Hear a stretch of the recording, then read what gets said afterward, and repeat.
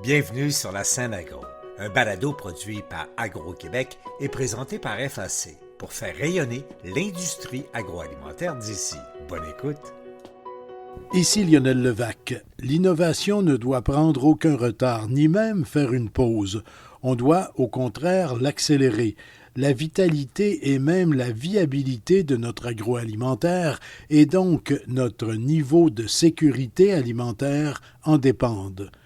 Le récent grand colloque AgTech du Québec, encore une fois organisé à l'initiative de la zone AgTech, fait ressortir l'importance de l'innovation et confirme que des entreprises et organisations, de plus en plus nombreuses, s'impliquent dans l'évolution de notre agriculture et notre agroalimentaire. Je fais ressortir pour vous quelques éléments intéressants à la suite de ce grand colloque AgTech. Voici mon reportage. Un programme riche et signifiant attendait les participants au grand colloque. La directrice générale de Zone AgTech, Marie-Lou Cyr. Il y a 4 ans, jour pour jour, le 6 février 2020, 130 personnes étaient réunies ici autour d'une seule vision. Et je suis très heureuse de savoir que plusieurs personnes qui étaient ici il y a 4 ans sont toujours ici aujourd'hui.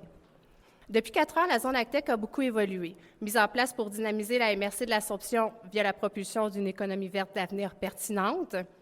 La zone AgTech compte maintenant une équipe de 10 personnes, des gens passionnés et d'un engagement sans pareil qui accompagnent les investisseurs, les innovateurs, les producteurs dans le déploiement de projets d'affaires et de solutions innovantes. L'objectif, accélérer l'autonomie alimentaire de la province, réduire l'impact environnemental et offrir, évidemment, des solutions d'adaptation au changement climatique. La zone AgTech mature, pourrait-on dire. Bientôt encore du nouveau. Le président de Zone AgTech et maire de l'Assomption, Sébastien Nadeau. On a hâte de voir du concret, on a hâte d'avoir du réel. Vous savez, pour y travailler tous les jours avec l'équipe de la Zone AgTech, je peux vous dire que c'est un dossier qui évolue très, très bien, avec des solides fondations. Il y a des réalisations qui sont posées, qui sont parfois discrètes, mais qui sont en train de tracer l'avenir, de mettre les marques pour ce qu'on est en train de construire tout le monde ensemble. Je vous invite à regarder autour de vous, regardez les gens qui sont dans la salle ici aujourd'hui.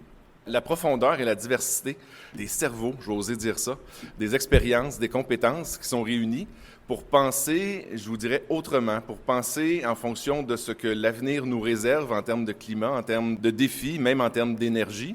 Alors, on se doit de penser à faire les choses autrement. Et le autrement, je pense que c'est notre lien à tous. C'est qu'ensemble, l'ensemble de nos compétences, lorsqu'elles sont mises en commun, nous permettent d'avancer plus rapidement et probablement de venir positionner non seulement la MRC de l'Assomption, mais positionner le Québec dans ce que sera la nouvelle agriculture. Parce qu'on n'a pas le choix de la construire. On a souvent tendance à dire, pourquoi changer quelque chose qui va bien? Oui, ça va bien, mais l'évolution passe par ce qu'on peut faire de mieux et c'est ce qu'on peut, tout le monde ensemble, construire. Vous allez voir des belles nouvelles. Attendez-vous à voir nos politiciens du gouvernement du Québec venir positionner la zone AgTech dans la sphère de la nouvelle agriculture comme un joueur très, très important, comme un joueur stratégique pour l'avenir et aussi qui nous amènera aussi des leviers pour construire ce que nous rêvons ensemble, c'est-à-dire cette nouvelle agriculture, favorisant l'autonomie alimentaire, favorisant la réduction sur les impacts climatiques de nos actions, favorisant l'exportation et la culture à proximité. Très étroite collaboration entre Zone AgTech et les CCTT, les Centres collégiaux de transfert technologique et de pratiques sociales novatrices, réseau présentateur du colloque. Michel Lesage, président-directeur général du réseau CCTT. Dans la perspective de développer un secteur agroalimentaire autonome, prospère et bien sûr durable. C'est pourquoi l'Escouade bioalimentaire s'inscrit comme un allié important de la zone en proposant, comme CCTT, un accompagnement neutre et en mettant à l'épreuve des solutions innovantes adaptées à vos réalités. L'industrie agroalimentaire, pour nous, c'est un levier de développement économique majeur pour le Québec qui met en valeur nos produits d'ici. Et on voit la zone AgTech comme un réseau de proximité, mais également un réseau de connivence, puis on est heureux d'y apporter toute notre expertise de partout au Québec. Lançait également la journée François Roy, fondateur et directeur de Acceta. Moi, je viens de l'élevage, donc être dans une porcherie, faire une installation électrique, installer des capteurs, on comprend que c'est hostile. Dans le fond d'un champ, il n'y a pas de connectivité cellulaire, on n'est pas connecté, c'est pas toujours facile, c'est pas évident, ça. Ensuite, l'enjeu que moi je veux prôner, puis que je pousse, c'est le partage des données, l'accès aux données. Il y a 4-5 ans, personne n'avait de données, personne n'avait d'app. Là, maintenant, aujourd'hui, 2024, tout le monde a une app, tout le monde a des données, mais c'est en silo. Le producteur a 5-6 apps, c'est pas connecté ensemble. Donc, mon nouveau cheval de bataille maintenant, c'est le partage des données. Il faut qu'on fédère ça, ça peut être privé, là, mais il faut qu'on fédère ça.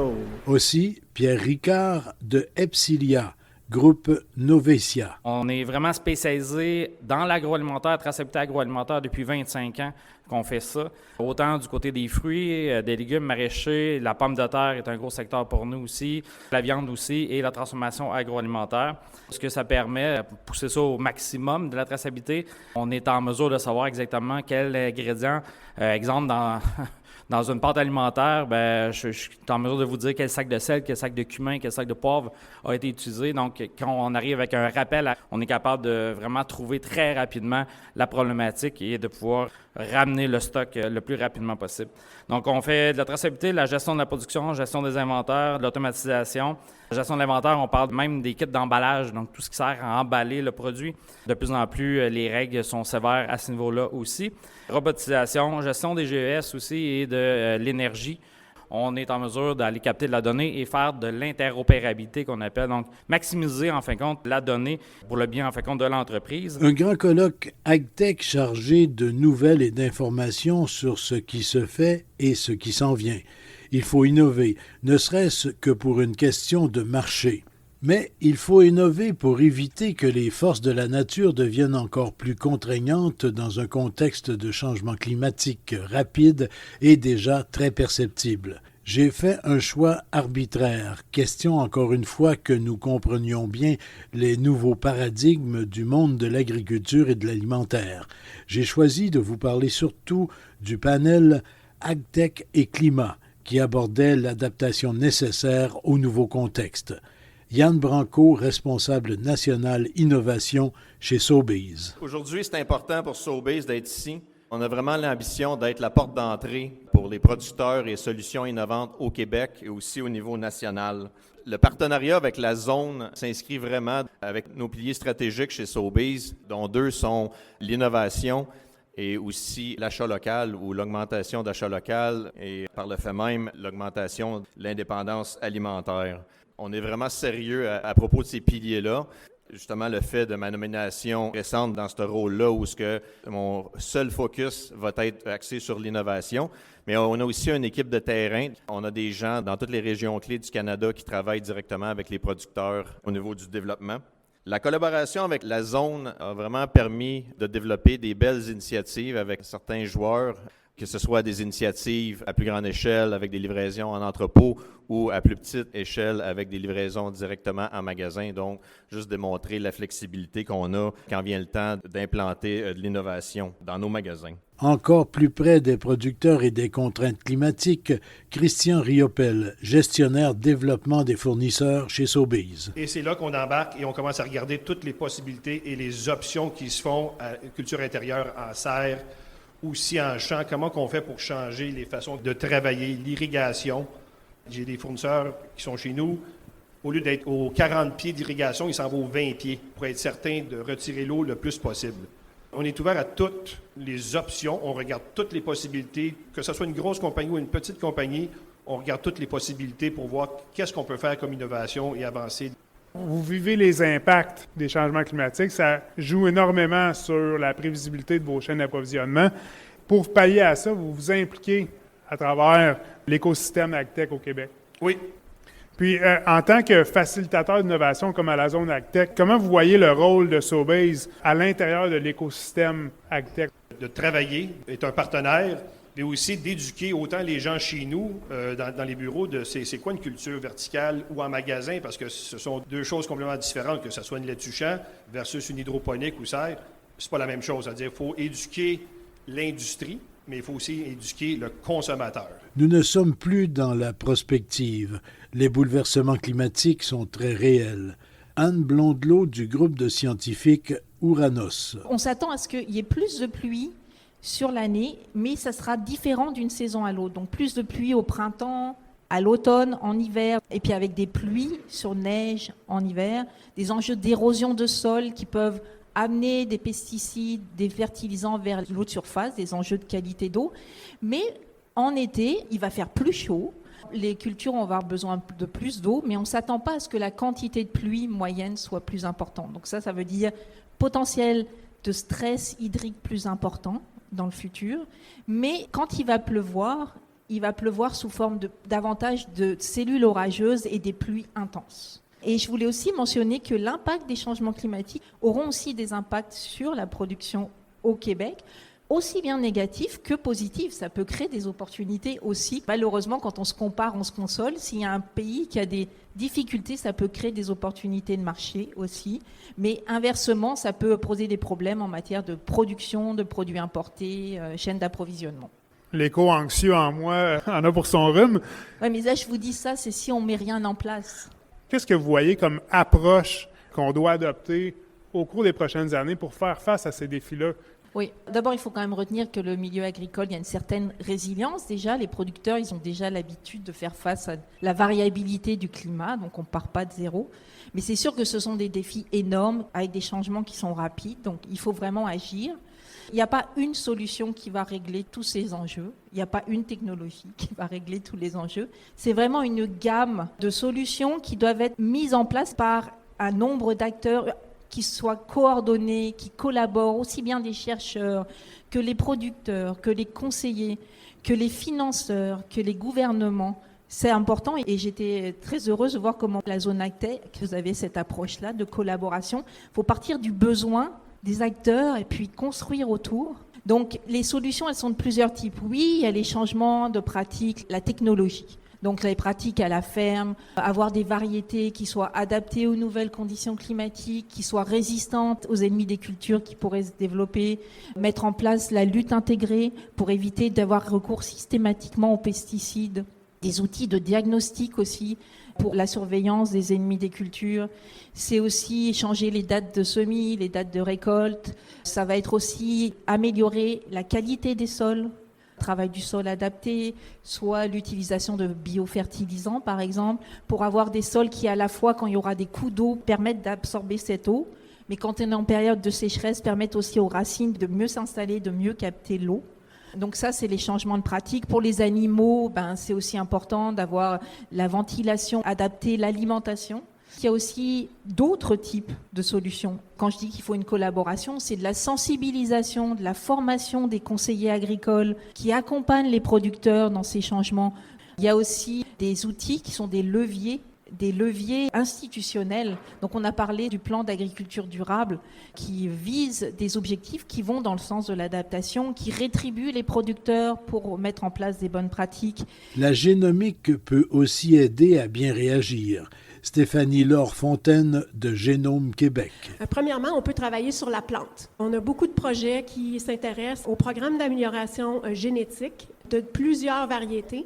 On a des projets en cours, par exemple, sur le soya, la pomme de terre, sur l'orge et l'avoine, donc en grande culture. Sans modifier l'ADN, on peut chercher sur des traits, des variétés naturelles qui existent pour savoir quel croisement on va effectuer pour rendre la plante plus résistante au changement climatique, moins gourmande en fertilisants et également plus résistante aux maladies. Donc, on a beaucoup de chercheurs très actifs au Québec dans cette spécialisation-là, donc qui travaillent sur la plante. On a également tout ce qui est biovigilance, donc lutte aux ravageurs, aux ennemis des cultures.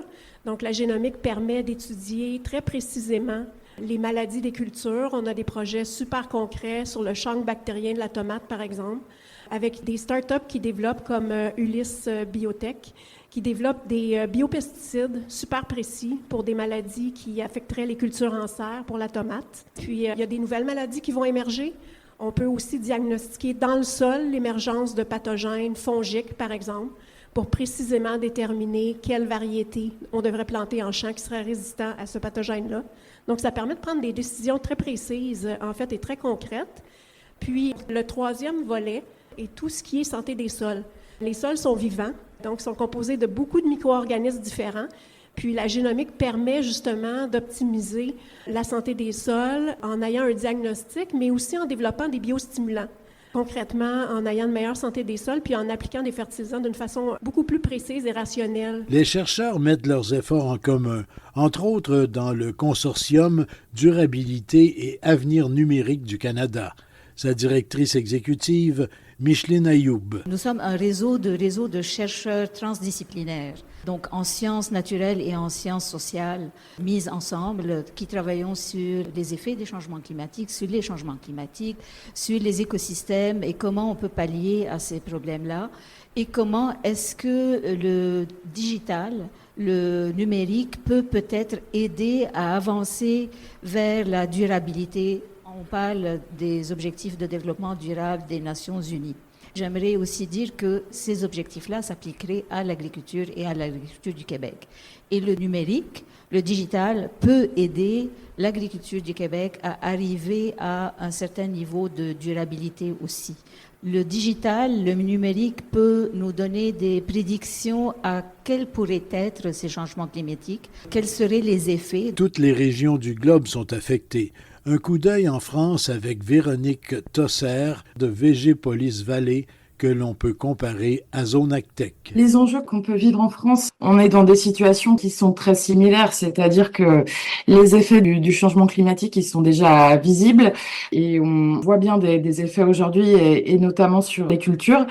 En termes d'évolution climatique, de ce qu'on commence à voir et de ce qui est attendu aussi pour la suite, c'est assez similaire puisque le volume total de précipitations de mémoire ne doit pas énormément varier, mais par contre, on va être confronté à une augmentation des épisodes climatiques extrêmes. Donc beaucoup plus de précipitations en hiver et donc avoir des inondations aussi qu'on peut retrouver dans les parcelles et puis beaucoup plus de sécheresse et donc de stress hydrique en été. Donc je suis très vite arrivée nous aussi sur le sujet de l'eau, très médiatisé et sur deux volets qui va être le stockage de l'eau qui tombe en excès pendant l'hiver et puis le besoin d'économiser la ressource en été tout en assurant que les cultures puissent avoir une croissance et un rendement qui restent similaires. Le grand colloque AgTech est aussi l'occasion de souligner des initiatives particulières et de remettre des prix. En voici quelques-uns. Récipiendaire de la bourse du programme d'accélération AgTech, Faisal Sebaoui et son entreprise Agriculturix. Les grands prix, tout d'abord présentés par le réseau des CCTT, le prix innovateur de l'année. Écoutons Marie-Lou Cyr. Le gagnant du prix de l'innovateur de l'année est Agribionovation. De recevoir un prix quand on arrive vers la fin du processus, c'est la tape dans le dos qui nous permet de dire, bien là, on passe à la commercialisation. J'avais raison. Et ça, c'est vraiment encourageant. Fait que pour les innovateurs, les concepteurs, c'est vraiment une belle étape. Puis de le recevoir du réseau CCTT, puis d'AgTech, qui font un boulot formidable, c'est une fierté. C'est mettre de la valeur dans un projet. Alors nous, on est dans le déploiement des filets agricoles. On a trouvé une solution pour contourner les poteaux. C'est tout simple et ça nous permet de déployer des tentes monomembranes contre les insectes d'une façon extrêmement rapide avec le minimum de main-d'œuvre. Le prix propulseur de l'année, présenté par GPS Climat et la présidente directrice générale de Écotech Québec, Isabelle Dubé. Reconnaître le rôle d'une organisation dans l'expérimentation et l'intégration des technologies et solutions agricoles innovantes au Québec est en fait extrêmement aligné avec notre mission chez Écotech Québec. Donc, comme on représente les technologies propres comme GRAP de tout le secteur, on travaille tous les jours avec des innovateurs et on vise à les aider, à les accompagner du mieux qu'on peut dans tous les défis et toutes les opportunités qu'ils peuvent saisir. Premier finaliste, Sobase, pour le soutien de développeurs de technologies agricoles innovantes du Québec par l'octroi d'appui et intérêts de commercialisation pour accélérer le financement. Serre Royale pour l'expérimentation de la technologie Nuclitech en déshumidification de serre et les serres Point du Jour pour l'expérimentation de diverses technologies développées dans la zone AgTech, notamment Solum Technologies et son investissement dans la serre de démonstration technologique. Et le gagnant est les serres Point du Jour.